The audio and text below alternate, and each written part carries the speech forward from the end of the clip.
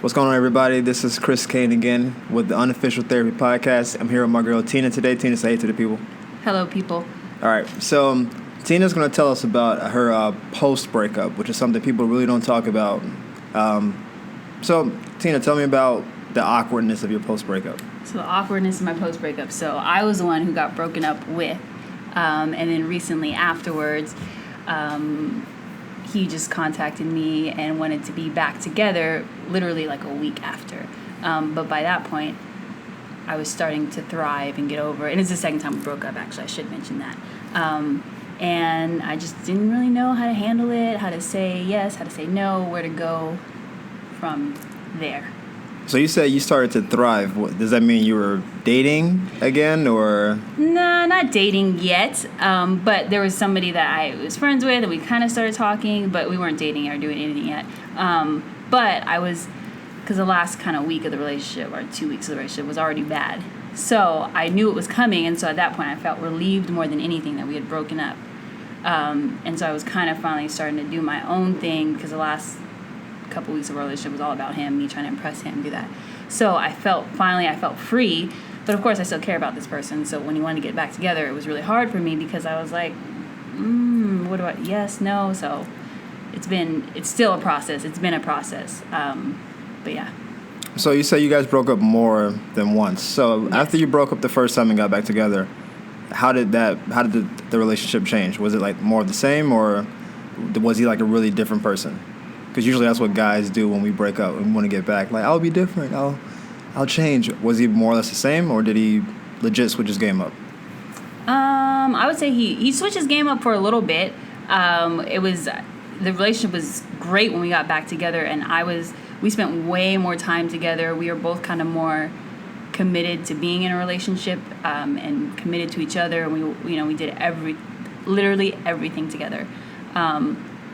For a while, until again we broke up again. So, and both times he broke up with me. So it was both times it was him doing the breaking up, and it was great. Again, probably for about actually a little over a year. It was fabulous, and then again it started to not be so fabulous. So I feel like we can't really talk about the post breakup until we talk about the breakup a little bit more. Right. So you said things just kind of switched. Like, things were perfect. You guys were for a year together, doing stuff, and all of a sudden, it just wasn't. Was there like a trigger, or was it just you were blindsided by it as well?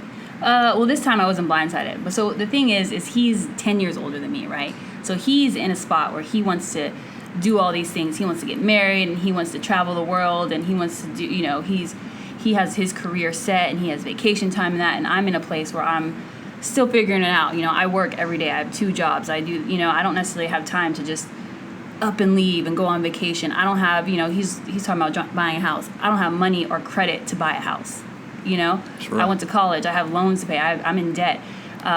So he felt like, all right, well, we're not going to go places that I want to go and do things I want to go, so maybe this isn't a good time for us, which is the same reason for both breakups. The first one was the same thing. And then he was like, you know what? Like, I want us to work on this together and figure all this stuff out together. Got back together. It was great. So the second time around, he started to be the same the first time around, a little more distant, and I was, I would be like, babe, let's, I'll cook dinner. Like, what do you want to do? And still very distant, very not as affectionate as he was previously. We didn't, it just wasn't the same. So I kind of, like I said, I saw it coming. I knew it was coming. I knew it was kind of the same, situation as the last time. So I'm curious, when he broke up with you the second time and then came back and said, okay, let's work it out. Let's try to be back together. You're not in a dramatically different place than you were a week ago, so right? So, like, you guys broke up and a week went by, and then he said, okay, let's work it out again. Right. But you weren't super further along in your career. You didn't have all this new money. You didn't pay your debts off. So what was the reason he wanted to make it work again? Right. So apparently, according to him, so like I said, it was a week later, so we broke up. And I think the difference, especially in this breakup, is that like I said, I felt relieved. I was free. I was like, okay, I'm tired of doing this. I'm free. So I was like, okay. And I didn't fight it. The first time I fought it, I was like, oh, I'll do this. I'll be better. I'll do this, X, Y, and Z. Second time around, I just was like, you know what? You're right. Let's do it. So I went and got my stuff, and we didn't communicate at all. The last time we communicated over a span of time, we kept talking, and I think that bothered him. And so a week later, he started texting me, "Hey, I've been thinking about you. Are you okay?" And I was sure. I was like, "Yeah, I'm great. What do you want?" So I think that was the difference in the second time around, and I don't know if that's what made him want me even more. The fact that I was like, I'm not doing this with you again. I don't have time for this. But nothing was different. My situation was the same. So, yeah. So you think your indifference and your like kind of aloofness about the breakup triggered him to want to get back more than him actually wanting to be with you? I think so. Yeah. I think so. Initially is what made him want it. And then now, like I said, I've been in the last month of my life. Like I've been doing, I got a new job, I got a new house, I've been doing all these things, and I've improved my situation vastly. And I think me doing that, now he sees that, and now he's even more, wants to be in a relationship even more so. He's like, this is all that I ever wanted from you, and blah, blah, blah. But it's just, yeah. So let me ask you, because this is a question people don't want to really go to. Is there a scenario where you guys can work this out again? I think, yeah. I wouldn't be opposed to it. But like I said, right now, I'm thriving. I'm doing great. I've been talking to somebody else, so I just kind of want to just, right? Out in these streets. Right. And so, I don't know. Like, and I told him that. I said, we talked, we still talk, communicate once in a while. And he asked me, actually, last week, do you still love me? I said, I'll always love you. I'll always care about you. I appreciate you. And he said, are you still in love with me? And I told him, you know what? I'm not sure. So I think, maybe in the future, maybe, I don't know. But I just feel like right now, I'm doing great, and I don't want to change anything that I'm doing because I'm doing great. Just for the record, anytime a guy says, do you still love me, what he's really asking is, do I have a chance still? That's a very coded question. You still love me, boo? What he's really saying is, can I still make it work if I... That's all we're trying to figure out, because that word doesn't hit guys as hard as it hits girls a lot of times. So... women out there, if you hear guys say that, I told him I still love him, but is that the right thing? He's just trying to see if he can still get at you. That's all he's trying to do. It's very coy. It's very crafty. Dudes know that it's sneaky. All right? As a dude, I speak fluent dude. It's very sneaky. We're just trying to see if we have a chance. You say, do you still love me? No, but you're lying. And then it's like, oh, okay, you still got a thing. As long as you got a little torch, we can still make it work. All right, so... it sounds like since the breakup, you've been doing your thing. You're out here in these streets. You got a job, another job, so you got like 9 jobs. You're feeling good about yourself. Is the awkwardness that you think he can derail what you're doing now? Or is the awkwardness that you don't exactly know how to break free of that other guy? The awkwardness is, so I guess a little bit of both. More because I know myself in a relationship, and I'm all in. And I'm all about you. And so that was a problem in our relationship, too, is that I was not doing things to better myself because I was so worried about him. So I don't necessarily want to be in a relationship when I know that how I am. But more so, again, I'm great right now. I don't necessarily want to, our relationship was good. We didn't have a bad relationship, but I want to try something else. Just, someone more my age, someone who's more into the, we were so different from each other. So someone that maybe lives kind of a lifestyle I live. I don't know, just to try it. I haven't had that many boyfriends in my life. So that, I've had one, I had him, and now let me, see what else is out there to offer.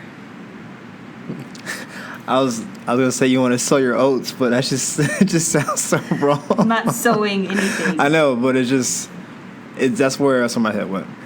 So have you told him how well you're doing and how you feel like everything you just told me, essentially, that, hey, I'm doing really well, and I kind of want to see what the world has for me, or have you been hesitant to tell him that level? I've told him bits of that. I haven't said all that. I haven't told him, I'm trying to sow my oats, but I have told him, I said, I'm, and he's seen it, he's seen me on social media. We've talked about all the things that have been going on in my life, and he's excited for me, and he's seen that, and I've told him, listen, I wouldn't be here if we didn't break up, because I would be up under you, worried about you. This wouldn't have happened if we didn't break up. So I've told him, and I don't want to stop what I'm doing. I don't want to deter from what I'm doing. I told him, I was like, I don't want to be in a relationship right now. But this other guy I'm talking to, like, if he wanted to be in a relationship, that might be a different story. You know what I mean? So I didn't lie, but I didn't tell the whole truth. I was like, oh, yeah. This is some very Bill Clinton type stuff right now. It's like, I did not have sexual relations with that. Listen, even lies of omissions are still lies. So I guess let's ask a realer question.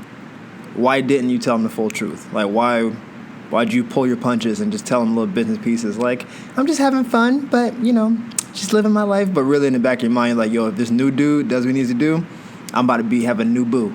Because I don't want to hurt him. I hate hurting people. I hate disappointing people. It makes me sad, and I just don't want to hurt him. I don't, because I care about him, and I know how sensitive he is, and he gets, that would really hurt him. You said the truth would hurt him, so you're telling him a lie to...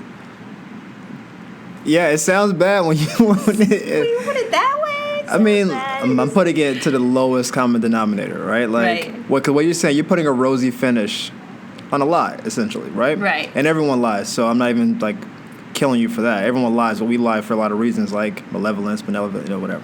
We all lie, but you're saying you're lying to protect him. And I'm wondering, are you possibly lying to protect yourself as well? Protect myself from what? Because once you tell him that, then maybe that does close the chapter with him. Actually, you know what? Now that you say that, it's absolutely true. Because in my head, with this new guy, I have said this to only 2 people, and even me saying it, I said I shouldn't say this. But in my head, I'm like, if this doesn't work out, I have a backup plan.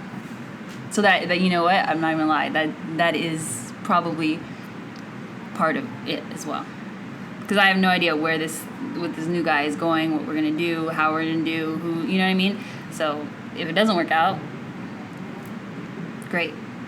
That's honest. I mean, I have a theory about, like, the whole ex thing, and I really do think it comes down to, like, having that kind of fail-safe. Like, because you know your ex, you guys know, he knows your favorite food, he knows what you don't like, what you do like. Sexually, he knows what you like, what you don't like. You have somebody new, they're learning Tina, right? They're like reading a book on you, and they're learning all this stuff on the fly. Even if they've known you before, they don't know you to that extent. So people tend to default towards comfort, generally. Mm-hmm. That's homeostasis is kind of how we want to live. So when you have an ex and you're like, yeah, I know all the fights. Yes, I know he's annoying, he's old, and it may not work out, but, at least I know what I'm getting with him. Right. And so people want to fall back on the ex, but you don't grow going backwards to the ex. That's true. Listen, I know. Dude, it's just rough, It's tough. Have a backup plan. And here's the other thing. This is going to sound terrible.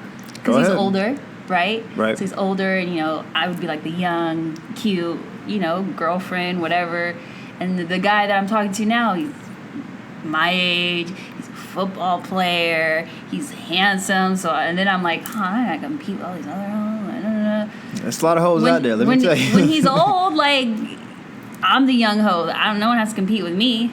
Like, or there's no, all the women his age or that he's in his circles, listen, I'm not saying, I'm out here modeling in the streets. I'm just saying these old hoes versus me, I'm winning every time. Now the younger guy, I just don't know. I don't know what my competition's like. I don't want to be in competition. So that's the other thing is I'm like, I don't know. Listen, they got a new pair of leggings from Lululemon that you ain't even got to have a body. You just put them on and it just pops out. Yeah.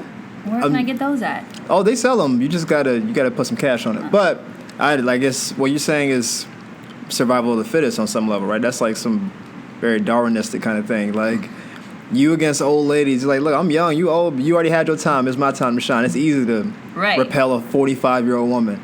It's not easy to repel a 22-year-old girl, though. No, it is not. Because they're younger, they're dumber, generally, and they're just, aesthetically, everyththing's tighter, and they're less experienced, so an older guy can. And all they want to do is please, so they'll just do whatever he wants. Oh, you want this? You need this? You need that? I got you. Is that how they sound? Yes, that's exactly how they sound. I can see that. I've heard them. Well, yeah, they're real group. But here's the thing, though. That only works up to a certain point. Because a guy that wants something a little bit more serious, those girls tend to not offer substance.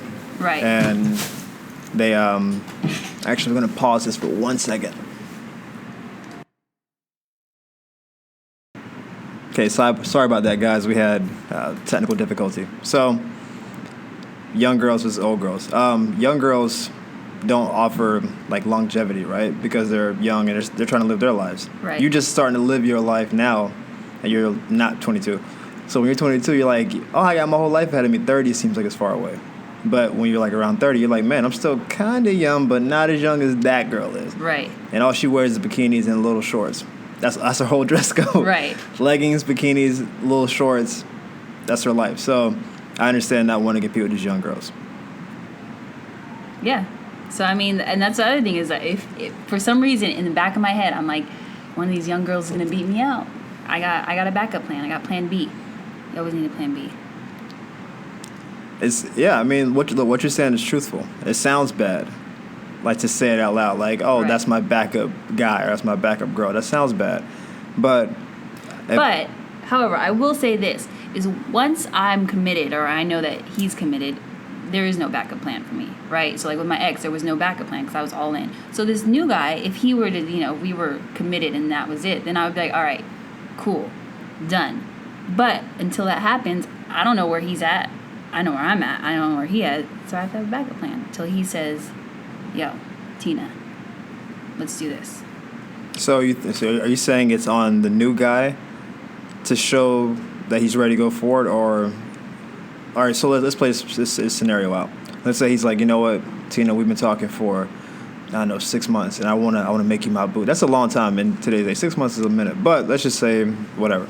6 months we've been talking. I want to make you my boo. Do you still kind of have 1 foot in and 1 foot out? So would it be like a tough decision for you to take that second foot that's out and put it in? Or would you just be like, all right, cool, and just be ready to ride with the new guy?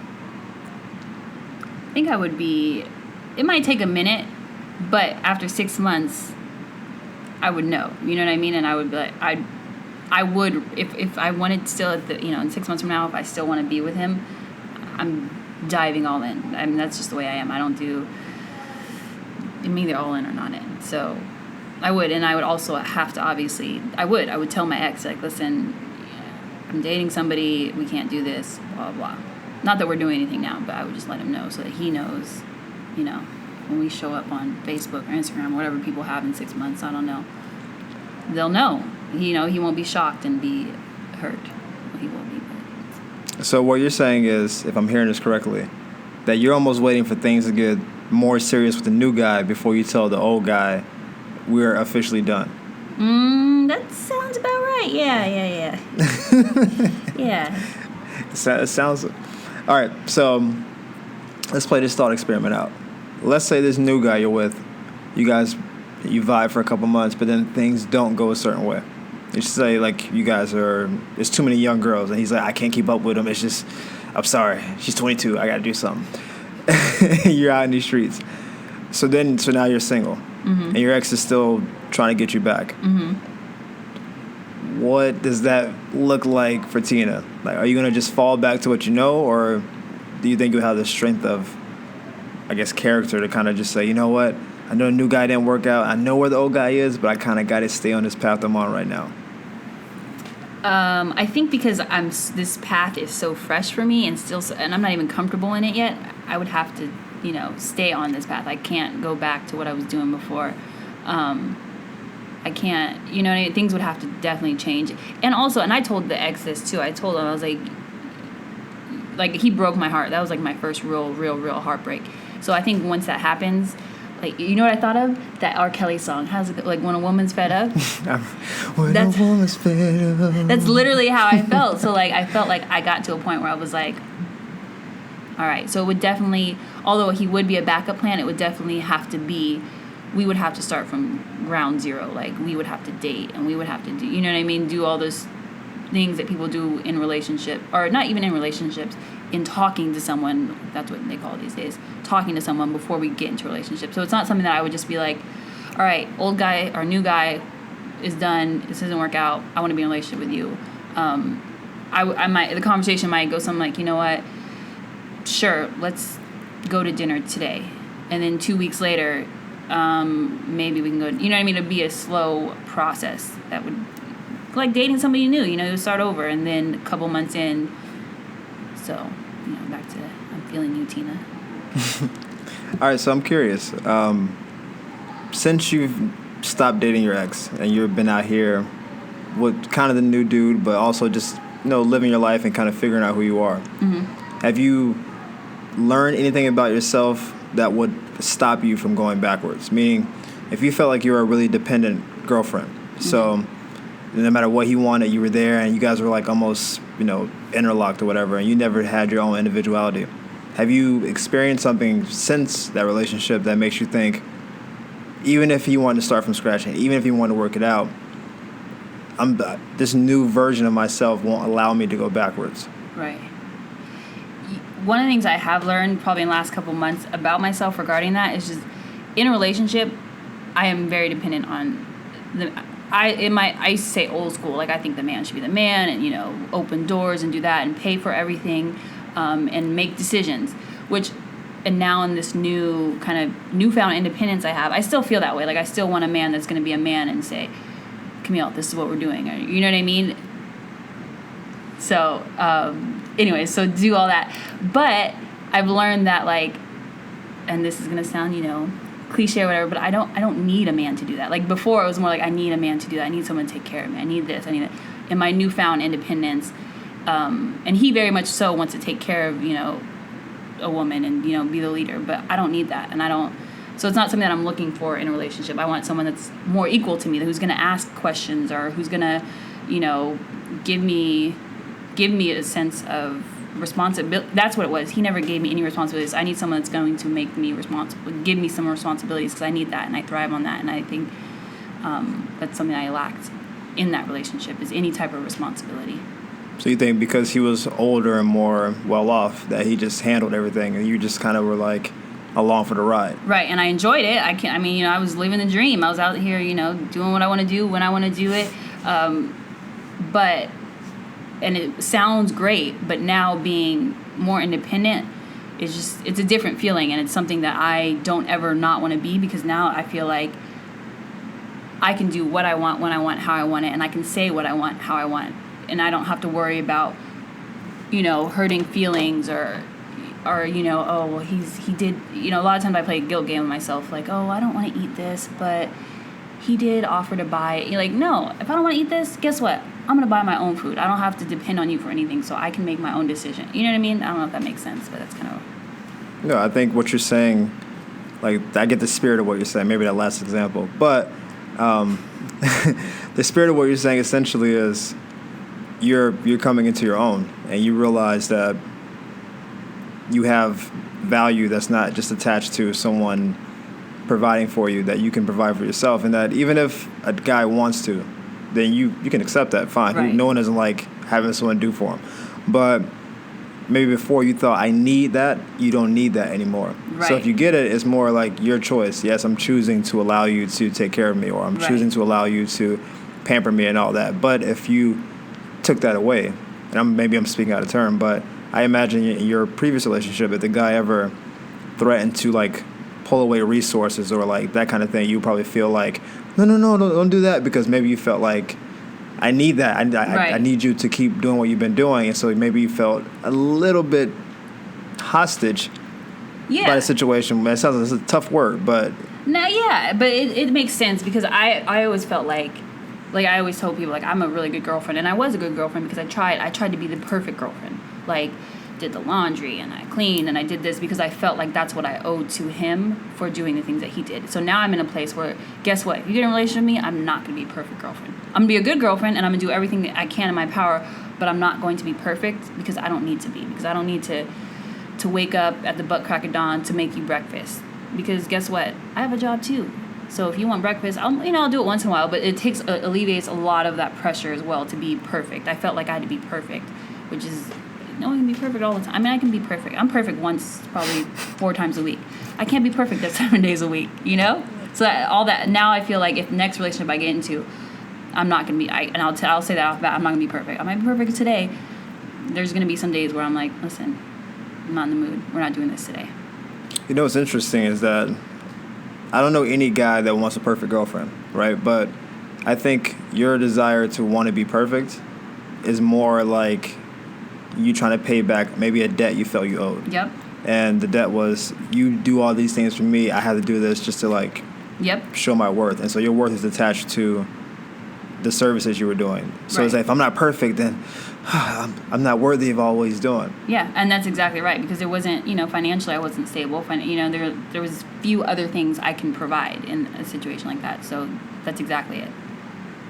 So you think any relationship you have going forward, the power structure can't be that warped, right? You can't be like so solely dependent on someone else that you feel like I can't really go on without them, or that if they pull their resources, I'm just completely like I'm fucked, right? So is that like an epiphany you've kind of come to, where it's like, because I'm not sure while you were in it, obviously maybe on some level you knew what was happening because you were doing all this trying to be a perfect girlfriend thing, so you knew there was a power imbalance, like a big one. But did you ever think it shouldn't be like this, or I gotta be, what can I do to kind of bridge the gap so I can be more of my normal Tina and not like some idealized version of myself to try to make us work together?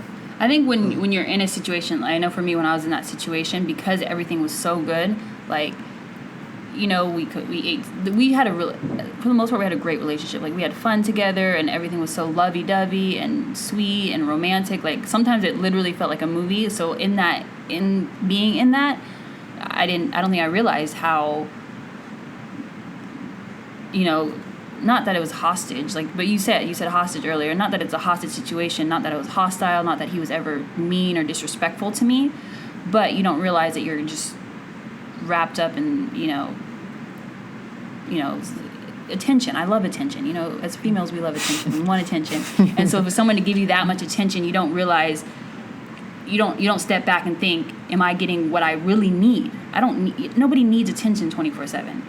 So at no point did I ever step back and say, okay, what do I really need? I needed independence. I needed space to be creative. I'm a creative person. I need space to be able to, I love being around kids and serving people. I needed space to do that, and I didn't have that. And so in the relationship, no, I absolutely at no point was like, I need something else. I felt like I had everything I need because he gave me, a roof over my head. He helped me get my car. He did a lot of things for me, like, that I needed, but not things that I needed to continue to survive and to thrive. And, like I said, my independence, working with kids, being able to share what I know and, things I've been through, that's what I need in life. Those things that, like, you can't buy with money, as corny and cheesy as it sounds. Those are things you can't buy with money, that I've now, since the relationship, realized that I need in my life if I want to be well.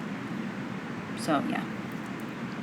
I think you hit it around the head. It's like he provided all the external things for you, but those internal mechanisms that move you and that motivate you and make you do what you love and, kind of define who you are, those things were like suffocated. Yeah. And or at the very least ignored because of all the stuff on the outside. It was like, oh man, he got me a car. That's so cool. He's such a great guy. That's awesome. And then the idea of, wait, I want to work and earn my own car was like suppressed because you got a car. So it's like it's a means to an end. It's like, well, I could have worked and got a car, but he got the resources, he got the bread. Right. You put a car in here's your keys, baby. For me? Shouldn't have. I guess I'll take it for a little spin. You want to ride shotgun? Okay. Just gets in the car. So I never want to leave any of these without having some kind of a call to action. And so I really think for you to really progress and go forward, I personally don't think there's a relationship for you to go back to. Based on what you told me, I think maybe you guys can have sex again at some point. That's a thing. But in terms of that's my boo again, and we're gonna, I think that part is gone because I use the building analogy. So you guys were together, broke up, were together, broke up again. Even if you guys started new, you're just going to a higher floor of the same building. Right. But the foundation of the building is still there. You can be on a 50th floor, but those first 49 floors are like the past. Right. And so no matter how clean the 50th floor is, you still got the bottom stuff. So those imbalances, those like battles, those struggles, those breakups, the heartbreak, all that stuff is still there. Right. And so I think even if you try to go back and even if you say, you know what, clean slate, I forgot it all, it's all good, they're still there. It's still there, yeah. So for you to really move forward and be the person you kind of want to be and the person that, you know, you want to live like going forward, I think you have to be able to like let this guy completely go, which means you got to tell him that there's nothing for us to really fall back on. I know you still care about me, you still love me, blah, blah, blah. Right. But, and I'm not saying to do it today, because I know that's like, I just came here to tell my story. But you're not going to be able to move forward for real, if you still think you can go back. Right, that's true. So, I don't know what the timetable's looking like. I don't know how well you and a new guy are working out. Like, and I'm not even sure if you and a new guy should even be a prerequisite for you telling the ex all this. Yeah. It seems like a very convenient thing. I got a new boo. I'm done with you. Right. Like, it seems right. nice. Right. But I'm not even sure that needs to be the case. I think if you decide, even if things don't work out with the new guy, I'm just not going back to the old guy. That's where you need to be for you. That's like the most secure version of yourself. The idea of I'm falling into this new dude is almost, it's not completely dissimilar from your old situation. Mm-hmm. So how do you feel about that? I mean, it's tough, and I agree, because these are things that I've thought, you know, and I should be in a place where I'm like, I'm not going back. Even if the new guy doesn't work out, I should be able to continue. But I agree. I just think it's just a tough thing to do, to completely disconnect from something that, you know, was so, and that's the part that makes it hard too, is our relationship for the most part was good. Like, we had fun. It wasn't like we used to argue all the time and fight and he cheated on me or none of that. So that's what makes it so hard. And I don't know, you know, will I ever find someone that, you know, calls me a princess, you know what I mean, ever again? I don't know. Because most guys don't are, oh, hey, princess. My dad does. That doesn't count, though, because my dad, he's supposed to do that. But, so that's the hard part. So I know that that's right, but I also have to have, like, this, take a leap of faith. Be like, listen, there's how many people in the world, how many men in the world that, you know, one of them will call me princess, maybe. Or maybe I don't need to be called princess. I don't know.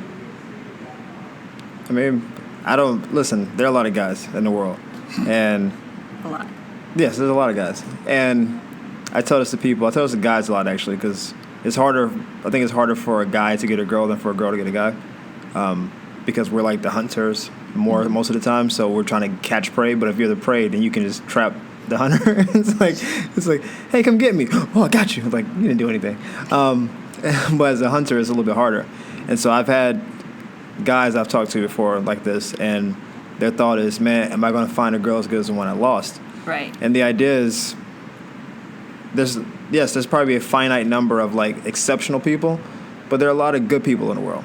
Right. And so you have to have faith that what you are and what you bring to the table and what you attract will be what you need, right? Like, and I think as you start growing, you become more independent and become more of yourself, you're going to attract people who vibe with that energy. You're not going to attract, I mean, there's going to be lame dudes always. Lame dudes are always lurking. We can't stop them. We try to get rid of them. I don't know where they be coming from. They pop up. But you're more likely to attract professional, on the level, like, good dudes if you're like a professional, on the level, good girl doing her thing. Right. So the idea that, am I going to find a guy to call me princess? Maybe, you know, you say, you even mentioned it. Maybe you don't need to be called that. But will you find a guy that treats you well and makes you feel special? Yeah. Right. I think you have to believe that you will. Or if not, the alternative is going back to your ex, and you know what that situation's like. Right. So you got to take that leap, because it's the only way you can really know if you can fly or not. I think Hitch said something like that. I think I messed up the line. It's like, you jump out the plane and hope to God you can fly. Is that the line? Oh, yeah, something like that. I don't know. Yeah, and it's a good movie, but I think I ruined the line. Yeah. Whatever. Do you have anything you want to say to the people before I let you, go let your wings out and fly around a little bit? Thanks for listening, people. Catch me on these streets, Tina. What streets do you want? I'm not in Compton, baby. Come holler at me. This has been a good podcast. I think what you go through is what a lot of people have gone through before and are currently going through. So hopefully this will find the right ears and they can find some value in it. So Be an independent woman. if there's any like small takeaway from this, don't go back if you think you've outgrown that phase of yourself. If you're a different person, if you're a better person, don't go back, because you're going back to something that's less than what you deserve. So don't go back. Going forward is going to be hard, and you may be single for a while. You may feel tempted to mess around with some lames. They're always going to be there. They're aggressive people. Don't do it. Just stay the course, and you're going to find the person you need to be around. So this has been the Unofficial Therapy Podcast with my girl Tina. Thank you guys for listening. If you want to be on it, hit me up in my DM on Twitter and Instagram at 6 of Comedy. If you have questions for my Sunday evening podcast on Sunday, do the same. And hopefully you guys have a great day and you've enjoyed this. Bye. Deuces.